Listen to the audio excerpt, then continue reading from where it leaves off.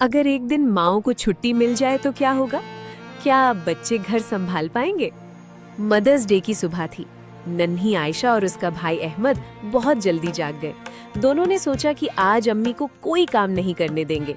आयशा ने आहिस्ता से कहा, आज अम्मी हमारी क्वीन है। अहमद फौरन बोला, और हम उनके छोटे हेल्पर। दोनों दबे पांव किचन में गए ताकि अम्मी के लिए नाश्ता बना सके। मगर जैसे ही अहमद ने अंडा तोड़ा, वो सीधा फर्श पर गिर गया। आयशा हंसने लगी, लेकिन फिर दूध भी गिर गया।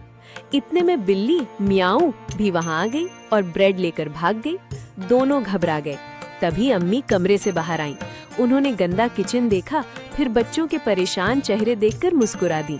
अम्मी ने प्यार से कहा, अरे मेरे प्यारे बच्चों, तुम दोनों क्या कर रहे हो? आयशा ने शर्माते हुए कहा, हम आपको सरप्राइज देना चाहते थे। अम्मी ने बच्चों को डांटने के बजाय गले लगा लिया। फिर सब ने मिलकर किचन साफ किया। उसके बाद आयशा ने रंग बिरंगे कागजों से एक खूबसूरत कार्ड बनाया, जिस पर लिखा था, दुनिया की सबसे अच्छी अम्मी। अहमद बागीचे में गया और छोटे छोटे फूल तोड़कर एक प्यारा सा गुलदस्ता बना लाया। दोनों ने मिलकर ड्राइंग रूम सजाया। उन्होंने गुब्बारे लगाए, दिल बनाए और एक छोटा सा बैनर भी लगाया, जिस पर लिखा था, हैप्पी मदर्स डे। शाम को जब अम्मी दोबारा कमरे में आईं, तो हैरान रह गईं। आयशा ने नज्म सुनाई, अम्मी मेरी प्यारी अम्मी, आपसे रोशन दुनिया सारी। अहमद ने भी कहा, अम्मी आप हमारे घर की सुपर हीरो हैं।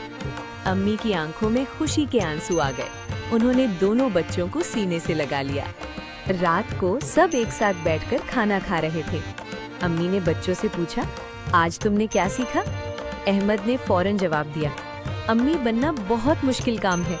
आयशा बोली, और अम्मी हमेशा सबका ख्याल रखती हैं, चाहे वो थक भी जाएं। अम्मी मुस्कुराईं और बोली, बस मुझे तुम्हारा प्यार ही काफी है। फिर अब्दू एक बड़ा सा केक ले आए, जिस पर लिखा था, बेस्ट मॉम एवर। सबने मिलकर केक काटा और खूब तालियां बजाई। उस दिन बच्चों को समझ आया कि माँ सिर्फ घर का काम नहीं करती, बल्कि वो घर में मोहब्बत, खुशी और सुकून भी लाती है।